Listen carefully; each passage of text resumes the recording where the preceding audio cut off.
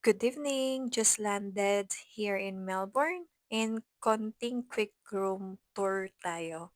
As usual, syempre cabinet, lalagyan ng luggage, and ang ating CR. Ayan. Isa to sa hotel na gusto ko sa Melbourne. And actually, yung Melbourne ang pinakagusto ko sa Australia, hindi ko alam kung bakit. Ayan. Yes, may baon tayo, no? Yan, from Watson, and then nabili ko sa Japan, facial wash, and Avonay na sabon nabili ko sa Pinas. Eh, maganda siya. So, yung kalahati inuwi ko dito. And toilet, nandiyan na yung mga gamit ko, no? And ang ating mirror. So, yan ay may privacy glass here. Pag pinindot natin to,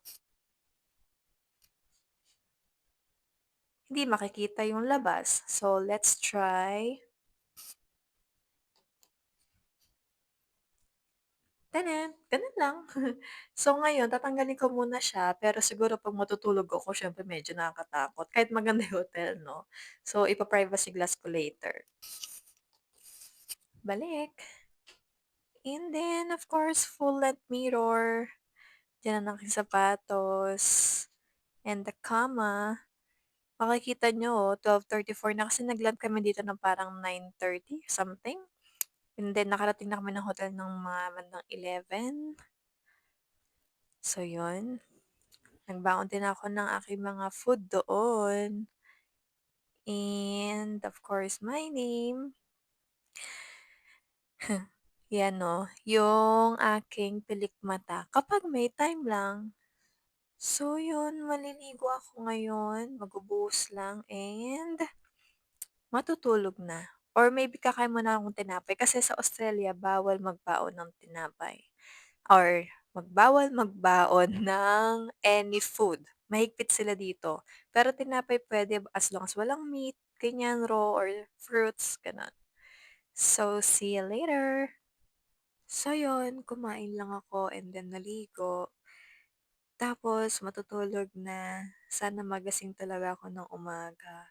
Bukas pa naman ng madaling araw yung ano namin, wake up call.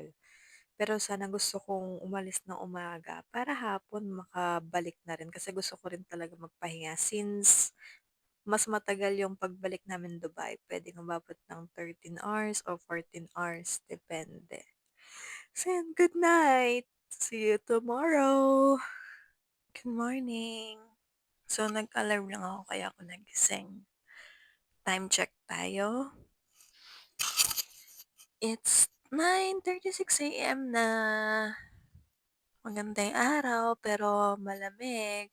Siguro mga nasa below 10 degrees sa labas. And nakikinig ako ng ganyan bago ako matulog. Nakaka-relax din talaga siya.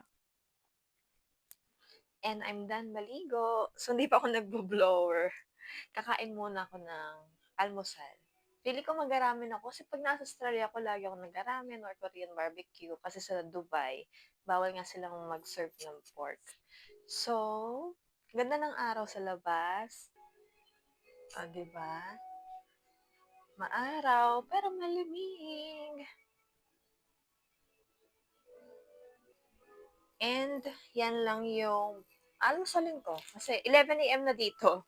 So, eto dine-declare yan sa Australia kasi mahigpit nga sila. So, dineclare ko yung chocolate, dineclare ko yung butter, peanut butter, dineclare ko rin yung tasty. Basta lahat ng dadaling yung food, pati medicine, i-declare sa Australia. And nood tayo ng K-drama, yung Gyo Kekeme Keme Creator. So yun, kain muna ako and then bihes and then gagala tayo sa Melbourne. Pero di masyadong gala kung saan ako pupunta. Outfit check. Kasi 19 degrees sa labas. Tapos may nakita ko sa bintana na naka-short tsaka t-shirt pero 19 degrees. Pero kararing ko na lang to kasi hindi naman tayo sanay sa malamig na lugar dahil nga taga Pinas tayo, eh sila sanay sa winter. 'Di ba?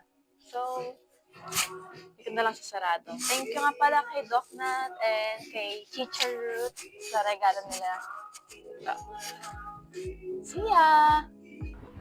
So, madadaan tayo sa Melbourne Cricket Ground. Lakad-lakad lang tayo. Malapit din kami sa train station. This one. So, yung cricket ground, yun, doon nag-concert si Taylor Swift dito sa Melbourne. As in, tapat lang ng hotel namin. Malamig naman dito, pero siguro sanay na nga sila sa lamig. Pero parang Baguio feels ganon. Mamaya, lalamig na rin. Kasi 1:30 na, late na ako lumabas. So, ito ang paligid. Yun yung cricket ground? Yan, nakalimutan ko na agad.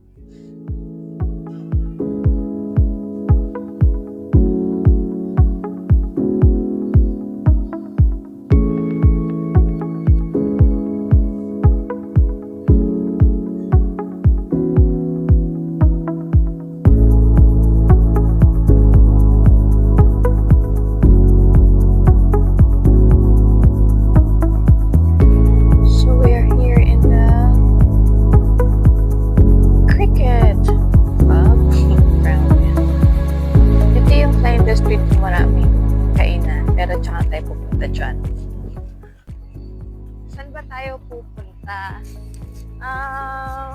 Matagal ko nang gustong puntahan to, yung Shrine of Remembrance. Pero lagi akong kinakatamaran. Ngayon, 1:30 na. I'm not sure kung hanggang anong oras yun. Parang mga 3 or 4. Kasi dito sa Australia, maaga sila nagsasara.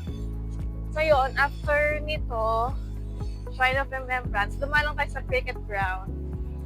Sa nag-concert si Taylor Swift sa Melbourne. And then after nito, yun, yung Shrine of Remembrance, maganda daw doon, tapos parang Kayatay Museum. Not sure. Lalaman natin later. And then ramen, tapos bili naman chocolate kasi mura din ang chocolate sa Australia, and nagpapasabay din ako, so mag-i-impact muna ako ng chocolate. And vitamins, may mga selected akong taong piniem for vitamins. Kasi may mga nagtatanong sa akin dati for vitamins kung papabili ba, ganyan. Kasi may sabay nga ako, so sideline siya. Yan. See ya!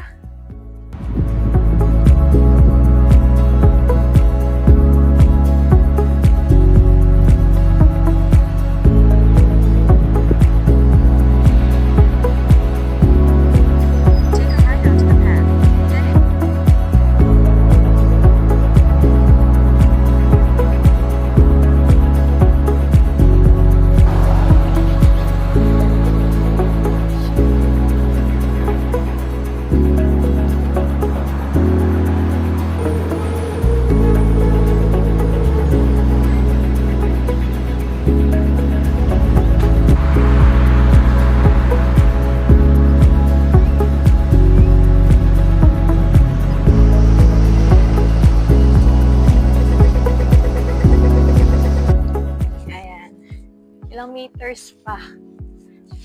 10 minutes pa na lakaran. Medyo nagsisiata ako kasi 1.7 kilometers.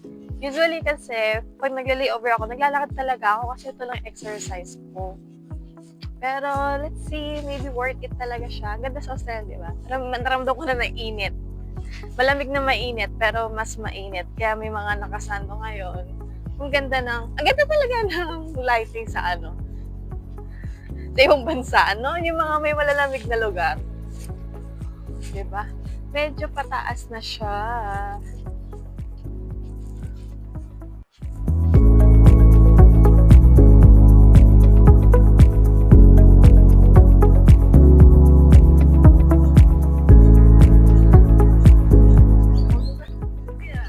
Ganda. Parang may kakasal pa.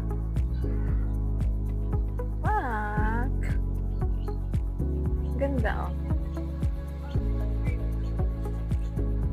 Nice.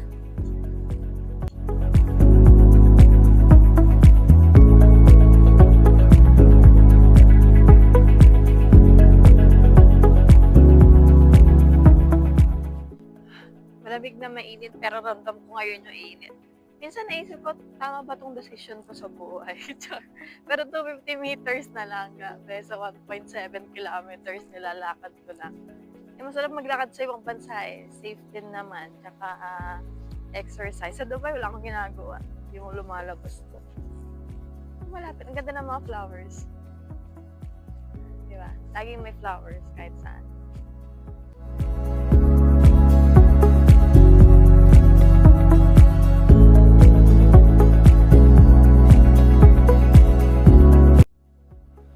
Sa wakas, nakikita ko na siya.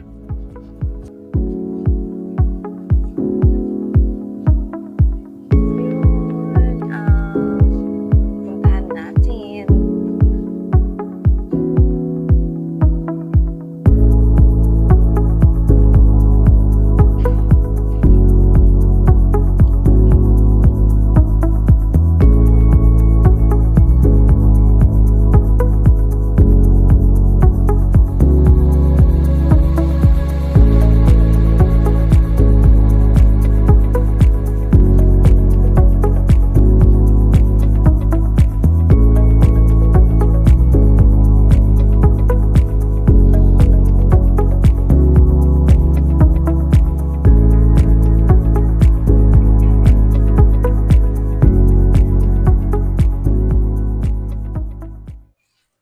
And we're here. Not sure kung open siya. So, yung Shrine of Remembrance parang remembrance sa mga namatay daw and nag-serve ng First World War. First time, di second. Ito siya sa likod ko. Yan. Punta tayo doon sa taas. And kung hindi sarado, then doon lang tayo sa gilid.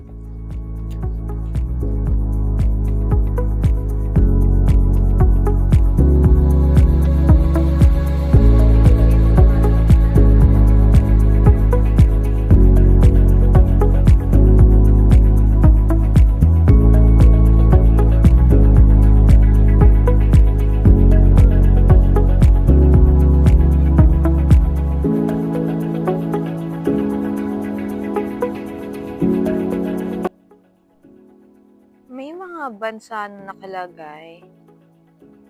So, I'm not sure kung ano yung bakit may mga bansa dyan. Kung nakalawan ba nila or what.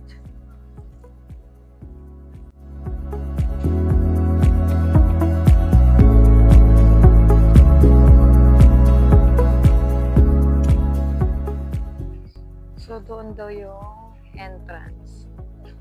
Try natin.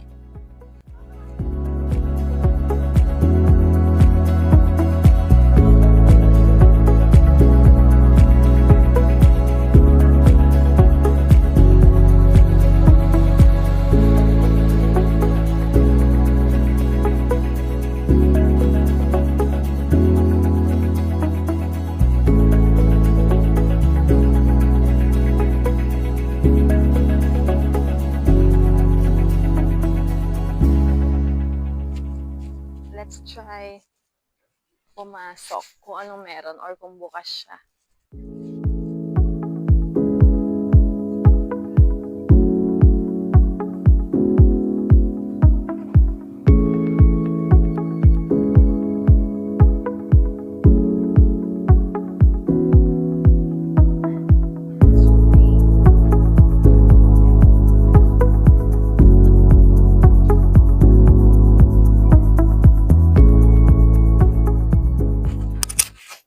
So, free entry siya.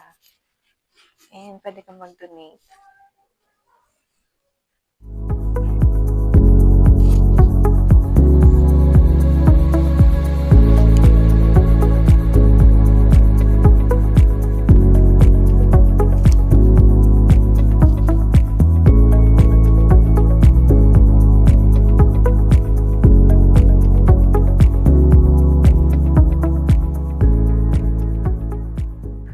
Akyat tayo. Ano kaya ang meron dito?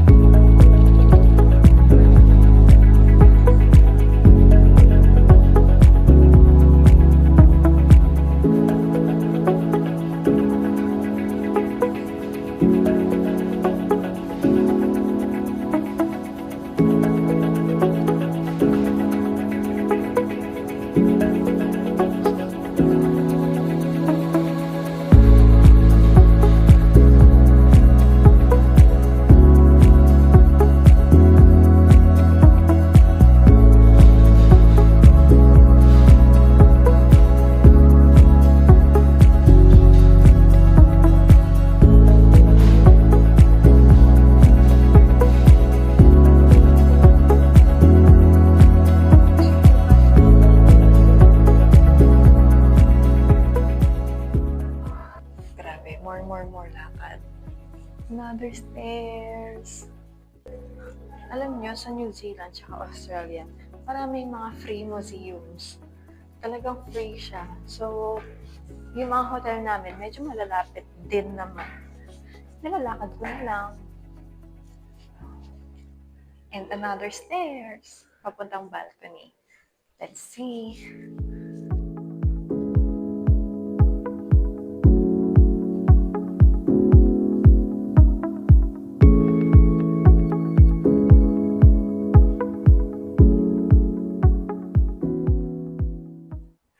So, ito na yung balcony. More on mga sundalo, ganyan. Yung mga about sa sundalo, yung mga namatay, yung mga lista ng mga sundalo before na nag-serve. So, ganito siya sa taas.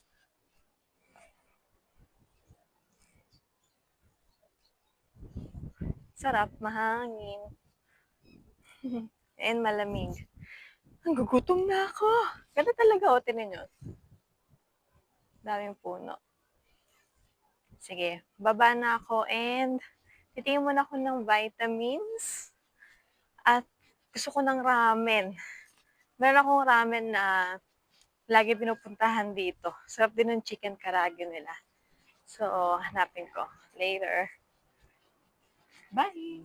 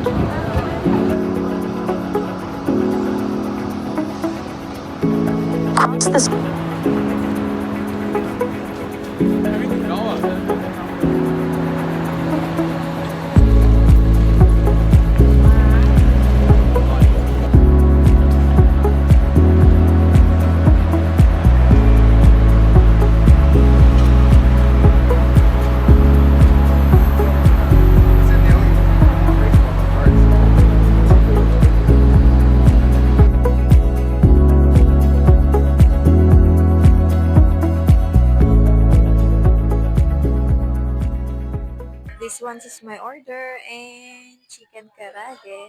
Tapos ito yung milk tea kanina na pinipilahan so tinry ko. Masarap naman siya. Let's eat!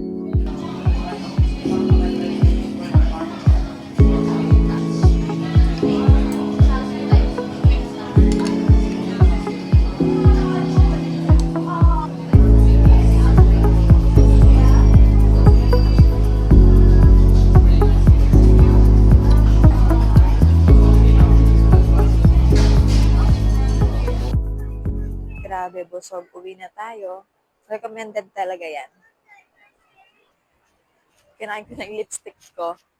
So, medyo malamig na. And, siguro baka mag-train na lang ako. Siguro na baka paano. Let's see. Sarap ng milk tea.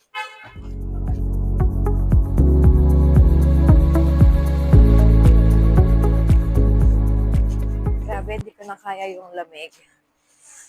Tapos paggabi na, alas 6 na ata, or past 6.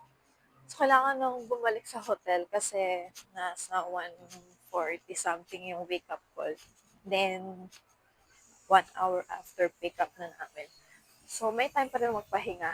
Pero kailangan umuwi kasi giniginaw na ako. Sarap sana maglakad, kaso yung dadaanan ko kasi park pag pabalik ng hotel, mas malamig.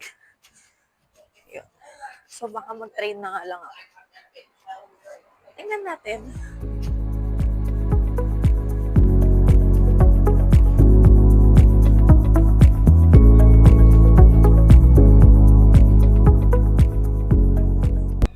Bye-bye train.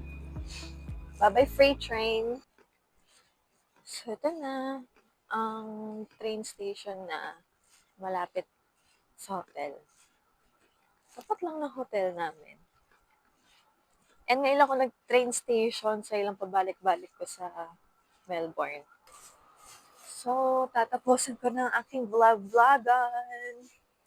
Next layover ulit. Yung mic ko, peke lang to. Ay, hindi na peke, pero mumurahin. Mumurahing brand. So, sana okay naman yung audio, pero parang medyo sabo. Malay nyo, bila ko Osmo Pocket. Osmo Pocket mo pag nag-Japan. Sige na. Sana na-enjoy ko kayo. Ay, na-enjoy ko kayo.